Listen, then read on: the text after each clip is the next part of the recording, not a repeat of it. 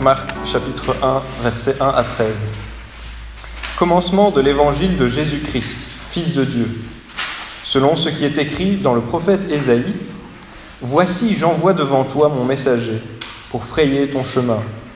C'est la voix de celui qui crie dans le désert, « Préparez le chemin du Seigneur, rendez droit ses sentiers. » Jean parut. Il baptisait dans le désert et prêchait le baptême de repentance pour le pardon des péchés. Tout le pays de Judée et tous les habitants de Jérusalem se rendaient auprès de lui. Et ils se faisaient baptiser par lui dans le fleuve du Jourdain, en confessant leurs péchés. Jean avait un vêtement de poil de chameau et une ceinture de cuir autour des reins. Il se nourrissait de sauterelles et de miel sauvage. Il prêchait « Il vient après moi celui qui est plus puissant que moi, et je ne mérite pas de délier en me baissant la courroie de ses sandales. Moi je vous ai baptisé d'eau, mais lui vous baptisera d'Esprit Saint. » En ce temps-là, Jésus vint de Nazareth en Galilée, et il fut baptisé par Jean dans le Jourdain. Au moment où il sortait de l'eau, il vit les cieux s'ouvrir et l'Esprit descendre sur lui comme une colombe. Et une voix se fit entendre des cieux. « Tu es mon Fils bien-aimé, objet de mon affection. » Aussitôt, l'Esprit poussa Jésus dans le désert. Il passa dans le désert 40 jours, tenté par Satan. Il était avec les bêtes sauvages, et les anges le servaient.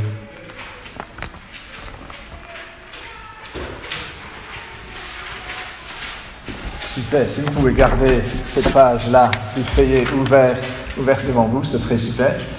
Et nous avons prié, donc on va se lancer. Quelle est la meilleure nouvelle que vous ayez jamais entendue? La meilleure nouvelle que vous ayez jamais entendue. Peut-être que votre employeur veut vous donner un CDI et vous dites quand même, c'est pas rien. Peut-être que vous avez pu signer pour l'appartement ou la maison et ça fait des mois que vous attendez ça. Peut-être que vous attendiez un bébé avec votre conjoint. Quelle bonne nouvelle. Peut-être que vous avez réussi un examen. Vous pensez, mais je vais jamais réussir cet examen. Peut-être que votre cancer est en rémission. Peut-être que votre bien-aimé a dit oui à votre proposition de mariage. Des bonnes nouvelles, il y en a dans la vie, n'est-ce pas? Et si on reçoit une bonne nouvelle, on veut l'annoncer à tout le monde, n'est-ce pas? Hier, on était dans le grenier chez moi. Je devais monter un meuble Ikea. Donc, on avait des morceaux chez moi dans le grenier, donc j'allais chercher ça. Et du coup, j'ai trouvé un carton qu'on avait perdu depuis 1 an. Un carton qui avait dedans tous nos manteaux d'hiver.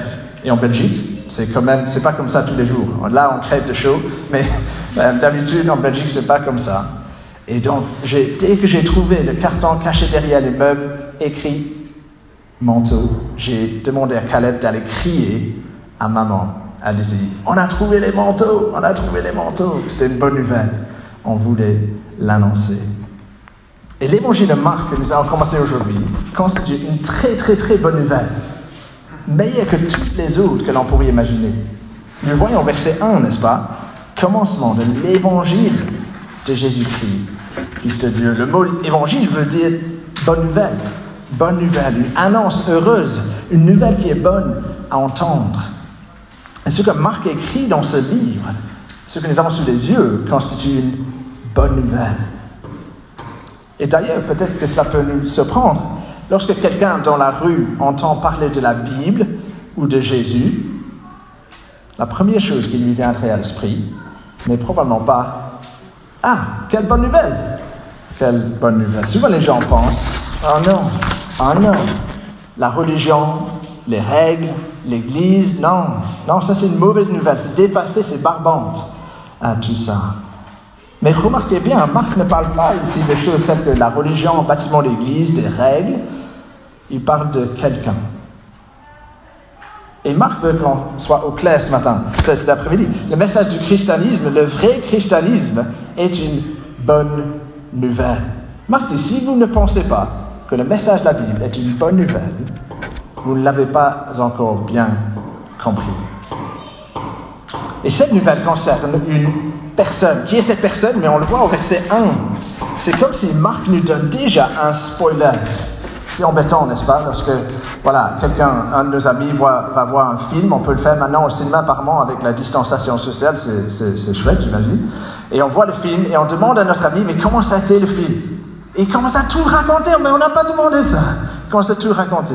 Et on n'a plus envie, peut-être. Ou peut-être on a plus envie, parce qu'on sait de quoi le film parle. Mais c'est un peu comme ça que Marc fait ici, il dévoile tout dans le tout premier verset de son livre. Il dévoile l'identité du personnage clé de son récit, Jésus de Nazareth. Il y a une série policière qui passe sur France 3, sur la RTBF, qui fait quelque chose d'un peu particulier. Souvent dans les séries policières, je ne sais pas si vous aimez ça, mais souvent ce qui se passe, c'est qu'il y a un crime qui se commet sans que l'on sache qui est le coupable. Et puis ceux qui regardent la série, on doit découvrir grâce aux enquêteurs qui est le coupable. Mais cette série, les crimes parfaits, c'est différent. Cette série dévoile l'identité du meurtrier dès les premiers instants de l'épisode. Et du coup, la question n'est plus de savoir qui a commis le meurtre, mais plutôt comment le criminel va se faire pincer. Et en quelque sorte, c'est la technique qu'utilise Marc au verset 1. Il nous annonce dès le début l'identité du protagoniste de Jésus de Nazareth, et c'est par la suite, dans les semaines à venir, qu'il va nous donner toutes les preuves qui vont nous montrer qui il est. Dans le christianisme, c'est une bonne nouvelle qui concerne une personne. Qui est-il, ce Jésus?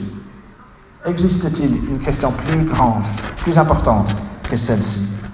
Mais selon Marc, cette personne n'est pas moins que le roi. Il s'appelle Jésus-Christ. Nos enfants ont fait la rentrée cette semaine. C'est un moment spécial dans la vie de tous parents.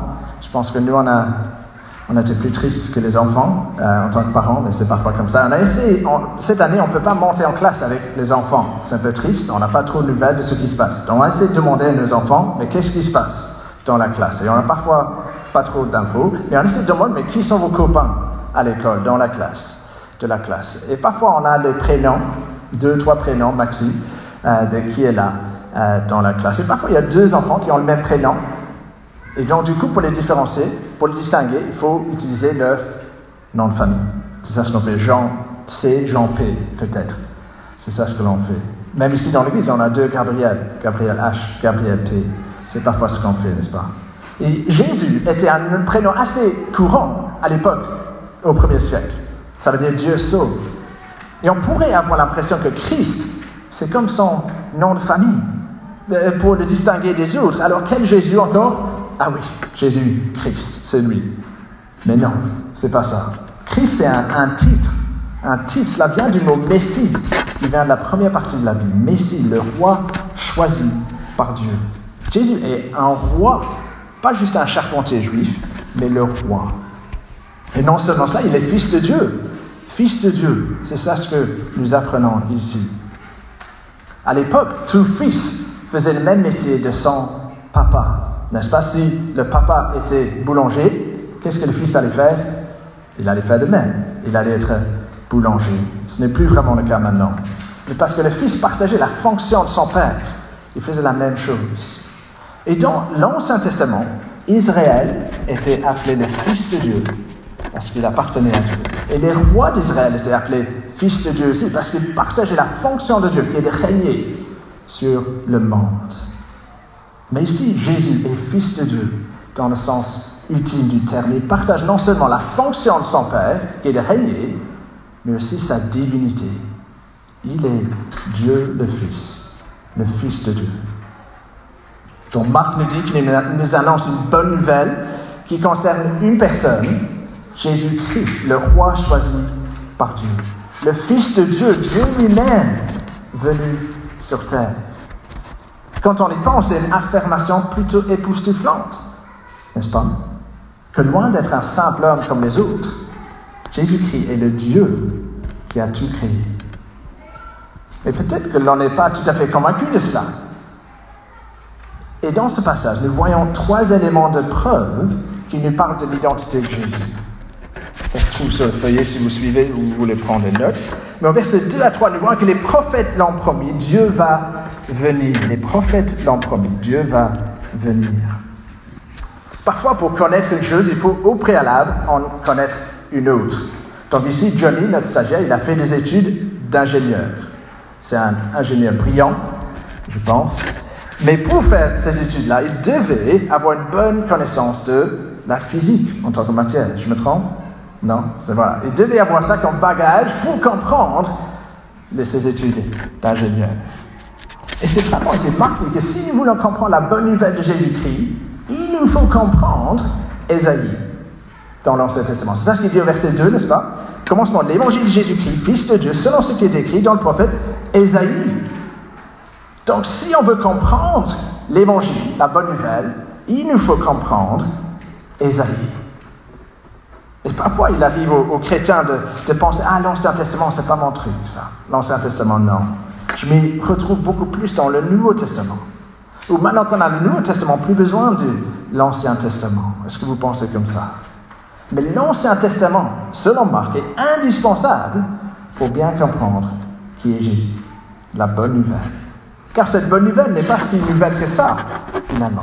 Elle a été annoncée depuis longtemps. Qu'est-ce que Dieu a annoncé? On le lit au verset 2 et 3. « Voici, j'envoie devant toi mon messager pour frayer ton chemin. C'est la voix de celui qui crie dans le désert. Préparez le chemin du Seigneur. Rendez droit ses sentiers. » C'est très clair. Dieu enverra son messager. Ce messager va crier dans le désert qu'il faut préparer le chemin du Seigneur. Et puis Dieu, le Seigneur, va venir. Et ici, Marc a surtout en tête le contexte du livre d'Ésaïe, le passage qu'on a lu tantôt, Ésaïe 40, peut-être vous pouvez le trouver dans le feuillet. Parce que là, à ce stade du livre d'Ésaïe, Dieu vient d'annoncer à son peuple qu'à cause de sa rébellion, son peuple allait être exilé en Babylone. Il allait connaître la défaite militaire, être déporté loin du pays promis. Dieu allait punir son peuple, exprimer sa colère en envoyant son peuple en exil. Et puis il y a un grand tournant au chapitre 40 que Kina nous a lu. Le temps change, c'est comme une bonne nouvelle, comme une bouffée d'air frais pour le peuple. Et cette fois, Dieu promet quelque chose de nouveau. Il dit, consolez, consolez, mon peuple, dit votre Dieu. Parlez au cœur de Jérusalem. Criez-lui que son combat est terminé, qu'elle est graciée de sa faute, qu'elle a reçu de la main de l'Éternel au double de tous ses péchés. Dieu annonce la consolation pour son peuple, une bonne nouvelle, la fin de son combat, le pardon de toutes ses fautes. Car il a déjà été puni pour tous ses péchés. Dieu annonce ici la fin de l'exil pour son peuple, le pardon de leurs péchés et le retour vers le pays promis à Abraham, à Isaac et à Jacob. Mais comment était-il censé reconnaître le moment précis où ces promesses allaient se réaliser? C'est lorsqu'il voit, commencera à crier dans le désert, ouvrez le chemin de l'Éternel. Ce messager dans le désert préparera le chemin de Dieu lui-même. C'est extraordinaire. Dieu promet non seulement de pardonner les fautes de son peuple, mais aussi de venir sur terre en personne. C'est la bonne nouvelle. C'est l'Évangile. Et nous le voyons, la bonne nouvelle, verset 9. Sion doit être messager de bonheur ou évangéliste, proclamant la bonne nouvelle en disant « Voici votre Dieu.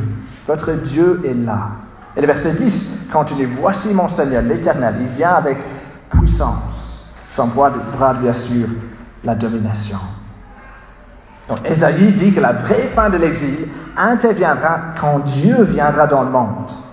Dieu va venir en personne et il va venir pour pardonner les fautes de son peuple, pour leur apporter du réconfort et de la consolation. Mais avant l'arrivée de Dieu, il faut que quelqu'un prépare le chemin.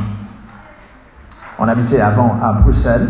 On est content d'avoir quitté la grande ville, de venir dans la campagne un peu. Mais à Bruxelles, lorsqu'on se baladait au centre-ville, parfois il y avait un policier à moto qui allait vraiment très vite, très rapidement, qui allait siffler. Je trouvais ça toujours marrant, qu'il y a encore des gens qui utilisent le sifflet. Il siffle, toutes les voitures s'arrêtent, et puis une limousine qui vient après, les vitres teintées, tout ça, sombre, et tout le reste. Et un politicien, il y avait plein de parlements, il y a énormément de parlements en Belgique, j'ai appris ça, et il y en a plein au centre-ville à Bruxelles. Et donc il y avait un policier comme l'avant-coureur, comme le précurseur, qui dit « Attention, il y a quelqu'un qui arrive ». Et c'est ça ce que Dieu allait faire. Avant de venir sur terre, il va envoyer quelqu'un, un messager.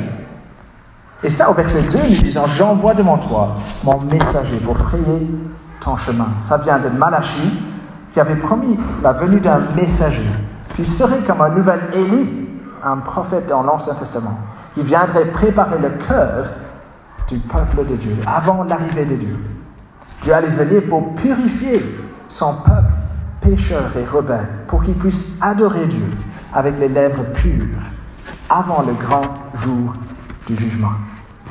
Donc si on met Malachie et Ésaïe ensemble, c'est ça ce que Marc fait, Dieu a promis qu'un messager allait venir, un messager qui crie dans le désert, qui est comme Élie, et qui prépare le cœur du peuple. Et donc avant l'arrivée de Dieu lui-même pour apporter le pardon des péchés. Et avec de telles promesses en tête, les événements du verset 4 à 8 devraient susciter une accélération du rythme cardiaque chez nous. Parce qu'on voit deuxièmement, le messager arrive, Dieu ne saurait tarder à venir. Le messager arrive, Dieu ne saurait tarder à venir. Au verset 4, nous voyons que Jean apparaît. Mais correspond-il vraiment à la description du messager? Mais déjà, on voit au verset 4 qu'il était dans le désert, tout comme le messager qui devait venir. On voit aussi qu'il prêchait dans le désert, tout comme la voix qui criait. Marc veut nous démontrer que Jean est bien le messager promis par les prophètes. Et c'est ce qui explique le commentaire de Marc sur le choix de mode de vie de Jean au verset 6. Vous pourriez penser que c'est un peu bizarre, vous avez vu ça au verset 6, tout d'un coup, il commence à parler des vêtements de Jean-Baptiste dans ce livre. Qu'est-ce qu'il raconte, Marc? Pourquoi est-ce qu'il parle de cela? Il dit, verset 6, Jean avait un vêtement de poil de chameau et une ceinture de cuir autour des reins. Il se nourrissait de sauterelles et de miel sauvage. Nous, on se dit un peu bizarre. On ne va pas faire ça. Mais pour quelqu'un qui connaissait bien les prophètes de l'Ancien Testament, ces vêtements ne passent pas inaperçus. C'est un peu comme si on voyait un homme en slip rouge, au-dessus de collant bleu, avec sur la torse un S rouge, sur un écu jaune. Qu'est-ce que vous allez dire? C'est qui? C'est Superman, voilà, ou c'est Johnny qui se déguise pour la fête. Mais ici, Marc décrit les vêtements de Jean, ils ne ressemblent pas à Superman, mais à Élie, dans l'Ancien Testament, 2 Rois 1. Le grand prophète de l'Ancien Testament. Rappelons-nous qu'en Malachie, Dieu a dit que le messager qui allait précéder la venue de Dieu serait Élie. Pas Élie lui-même, qui est mort, mais quelqu'un comme Élie. Et quelle est la mission de ce personnage? C'était d'amener le peuple à un changement de cœur et d'attitude avant le jugement de Dieu. Est-ce que Jean a fait cela? Ben oui. Jean baptisé, on apprend en verset 4 que son baptême était le baptême de repentance pour le pardon des péchés. La repentance, qu'est-ce que ça veut dire? Mais ça implique un changement d'attitude vis-à-vis de Dieu. Se détourner d'une manière de vie qui déplaît à Dieu. Faire demi-tour, reconnaître qu'on s'est trompé et changer sa vie et la direction de sa vie. Et ce changement d'attitude face à Dieu a été accompagné par le pardon des péchés. Jean était en train de préparer le peuple pour l'arrivée de Dieu et beaucoup de gens ont répondu positivement à son message. On peut imaginer que le ministère de Jean a fait la une des journaux à Jérusalem ou quand on parlait dans les cafés de la Judée. Jean est là, au Jourdain, vous y allez? Moi, je vais y aller. Verset 5, on voit tout le pays de Judée, tous les habitants de Jérusalem se rendaient auprès de lui, se faisaient baptiser par lui dans le fleuve du Jourdain, en confessant le péché. Les gens se préparaient à la venue de Dieu. Et Jean lui-même est très clair là-dessus. Il annonce celui qui viendra après lui. Il ne veut pas être la vedette lui-même. Je ne sais pas si vous aimez les concerts, aller au concert de musique. Je ne sais pas si vous aimez ça. Moi, j'ai aimé ça dans ma jeunesse. Lorsque j'avais 17-18 ans, j'aimais beaucoup faire ça. Aller au concert, arriver à bien l'heure pour être tout devant. Vous connaissez les gens qui sont tout devant au concert et les autres qui, ça fait un peu de temps qu'ils sont là. Ils disent, mais qu'est-ce qu'ils font ces jeunes? C'est pas très cool ça, mais bon. Voilà, comment ça se passe à ces concerts? C'est que c'est jamais l'artiste principal, celui pour lequel vous êtes venu, qui joue pendant la première partie. N'est-ce pas? de la soirée. Il y a toujours un groupe, un artiste moins connu qui passe en première partie. Cela peut être très bien, mais parfois c'est un peu bof, n'est-ce pas? Mais cela n'arrive jamais que la première partie dure pendant tout le temps du concert. Ça serait ridicule, n'est-ce pas? L'artiste qui parie en première partie sait bien que son temps est limité, il sert à chauffer le public pour préparer la foule à accueillir l'artiste principal. Et c'est ça ce que Jean fait. Il sait que ce n'est pas lui l'attraction principale. Il agit seulement en précurseur. Le verset 7 à 8, il annonce deux choses sur celui qui viendra après lui. 7 à 8. Premièrement, il est dans une catégorie toute autre que Jean. Il dit, il vient après moi, celui qui est plus puissant que moi. Et je ne mérite pas de délier en me baissant la courroie de ses sandales. Délier les sandales de son maître faisait partie des tâches les plus dégradantes qu'un esclave devait effectuer pour son maître. Comme enlever les chaussettes de quelqu'un après une journée de randonnée en montagne. On ne pourrait pas demander même à son ennemi de faire ça, je pense. Mais ici, Jean dit que je ne suis même pas digne de faire cela pour Jésus. Donc il s'agit, Jésus est beaucoup plus qu'un maître humain, aussi haut placé qu'il soit. Jean dit que c'est comme Dieu n'est pas digne de ce personnage qui viendra. Il est Dieu. Et Jean reconnaît que Jésus n'est pas un homme comme les autres. Il n'enfonce plus lorsqu'il dit « Jésus est plus puissant que moi ». Il viendra celui qui est plus puissant que moi. Si vous vous rappelez la lecture en Ésaïe 40, on apprend que Dieu viendra, verset 10, avec puissance. Il est en train de dire « C'est Dieu qui est ici, celui qui viendra après moi ». Donc Jésus, oui, il est un homme, certes, mais Dieu venu sur terre. Et la deuxième chose qu'il dit à son sujet au verset 8, c'est qu'à travers lui, que toutes les promesses de Dieu vont s'accomplir. Jean dit, comparé à ce que Jésus va faire, ce que je fais en baptisant les gens, c'est juste les mouiller un petit peu avec de l'eau. Moi, je vous ai baptisé d'eau, mais lui vous baptisera du Saint-Esprit. Ça veut dire que Dieu allait déverser son esprit sur son peuple. C'était promis depuis longtemps. Et le moment de l'arrivée du Saint-Esprit pour transformer véritablement le cœur de son peuple allait de pair avec la venue de Dieu lui-même, le pardon des péchés, la vraie fin de l'exil. Tout devait venir au même moment. Et comment le plan de Dieu s'accomplit-il? À travers Jésus. À travers Jésus. Et maintenant que Jean est entré en scène pour préparer les foules, c'est un peu comme l'artiste qui passe en première partie, qui joue son dernier morceau avant de quitter l'estrade. Le messager est venu. Dieu ne saurait tarder à venir maintenant. Et nous voyons la troisième chose. Nous voyons Dieu entre en scène. Versets 9 à 13. Dieu entre en scène. Mais nous lisons le verset 9 et ça peut être un peu décevant. Verset 9. En ce temps-là, Jésus vint de Nazareth en Galilée et il fut baptisé par Jean dans le Jourdain.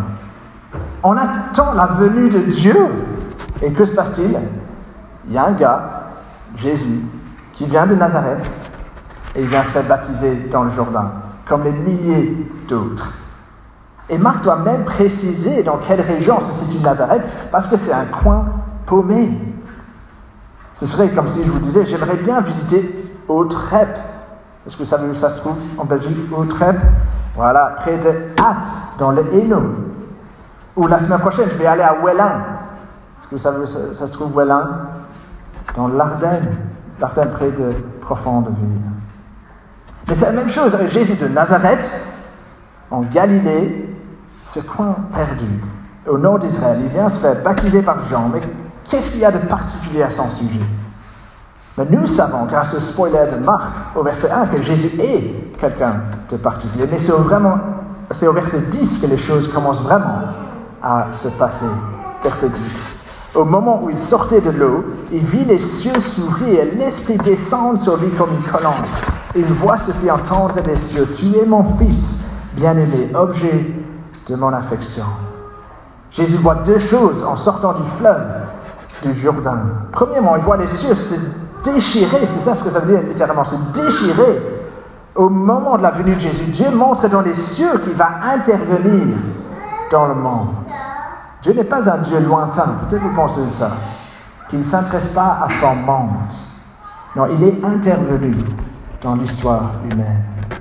Et la deuxième chose que Jésus voit, c'est l'Esprit Saint descendre sur lui comme une colombe. C'est l'image de Jésus qui est loin, préparé par l'Esprit Saint en vue de sa mission ici sur terre. Et puis une voix vient des cieux. Tu es mon Fils, bien-aimé, objet de mon affection. C'est remarquable dans cette scène du baptême de Jésus. Nous voyons clairement ce qu'on appelle la Trinité. La Trinité, Dieu est un seul Dieu qui existe depuis toute l'éternité en trois personnes. Dieu le Père, Dieu le Fils, Dieu le Saint-Esprit. Nous voyons les trois personnes présentes et à l'œuvre ici. Et Dieu le Père s'exprime du ciel, tu es mon Fils. Et de nouveau, il cite l'Ancien Testament. Le psaume 2 qui parle du Messie, le roi choisi qui allait écraser ses ennemis, mais qui allait également sauver tous ceux qui se confient en lui. Et la deuxième partie de la citation, l'objet de mon affection, ça vient d'Ésaïe, de nouveau. Ésaïe 42, où Dieu parle de son serviteur qui va envoyer et sur qui va reposer son esprit. Et ce serviteur en Ésaïe, c'est le même que celui que l'on voit quelques chapitres plus loin, au chapitre 53 d'Ésaïe, qui va souffrir et mourir pour les fautes de son peuple. Dieu est en train de dire, Jésus, tu es un roi serviteur. Le roi qui va régner éternellement et le serviteur qui va souffrir et mourir à la place de ceux qui se confient en toi. Jésus s'est identifié à son peuple en se faisant baptiser. Il n'avait pas besoin de faire ça lui-même, mais plus tard dans le récit, il va aller jusqu'au bout de son identification avec son peuple. Il va se faire clouer sur une croix pour prendre le châtiment de Dieu sur lui, pour les fautes de quiconque croit en lui. Et au verset 12 et 13, il s'identifie de nouveau à son peuple.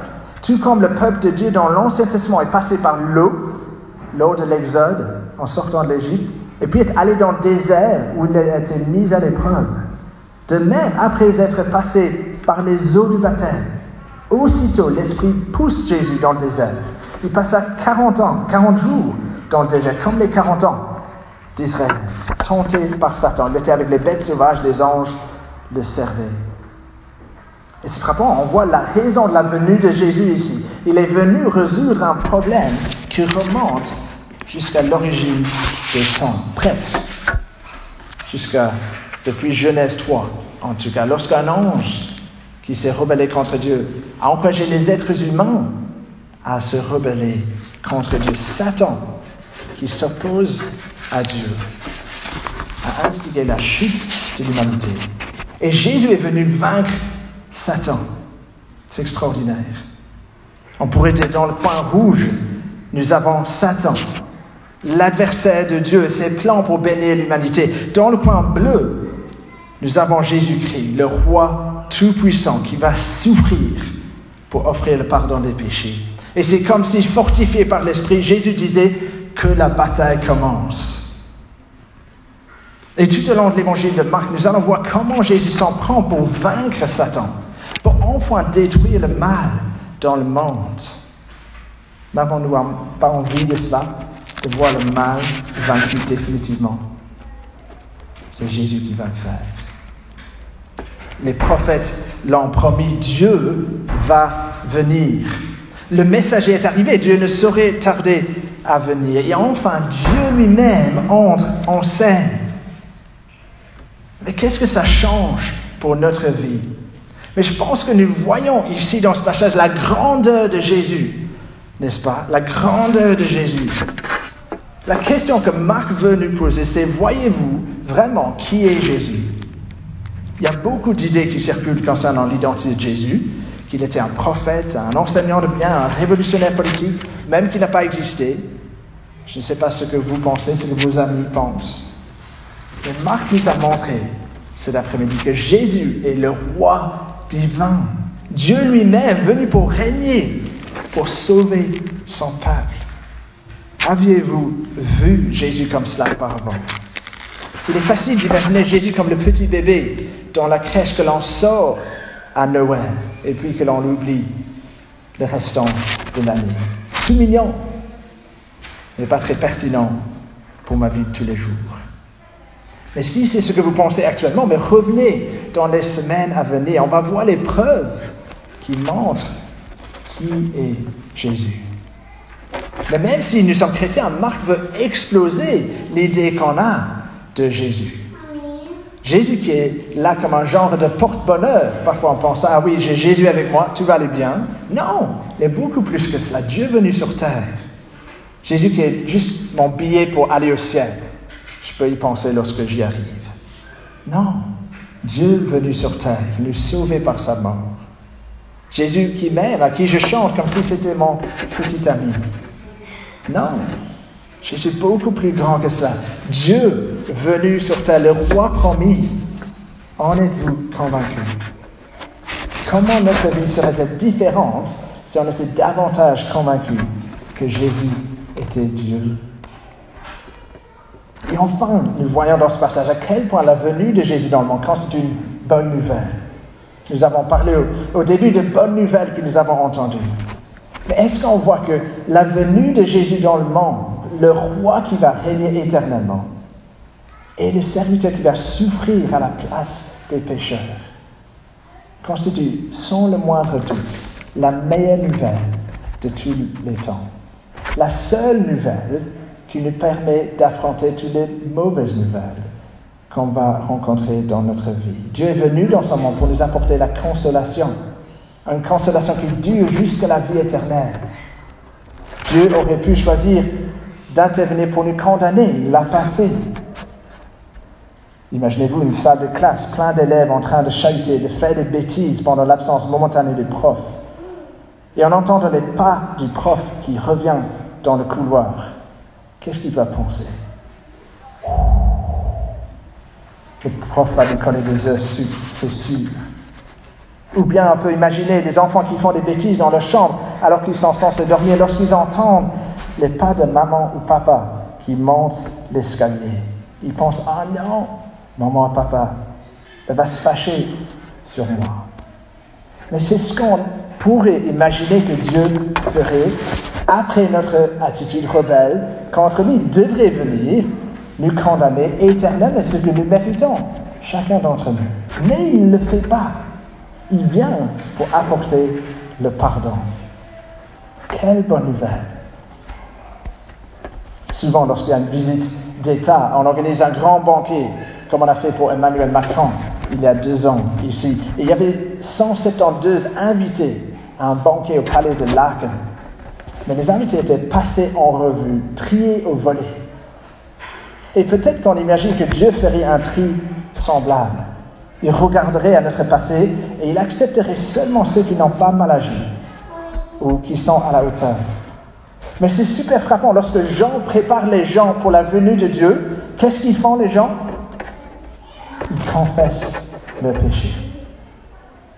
Loin de nous exclure d'une relation avec Dieu, le fait d'avouer nos fautes devant lui nous qualifie pour cette relation.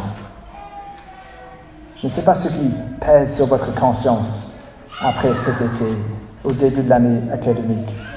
Quelque chose dans votre histoire de vie qui vous fait croire que Dieu ne pourrait jamais vous accepter. Peut-être un avortement, un divorce, une relation illicite, juste le souvenir de tous vos échecs et fautes. Et quelle bonne nouvelle de savoir que Dieu a envoyé Jésus, le roi serviteur, pour nous offrir le pardon.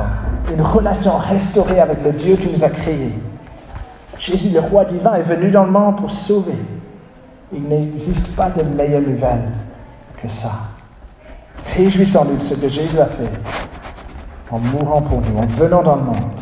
Et que même les gens comme nous pouvons être pardonnés par lui. Prions ensemble pour terminer.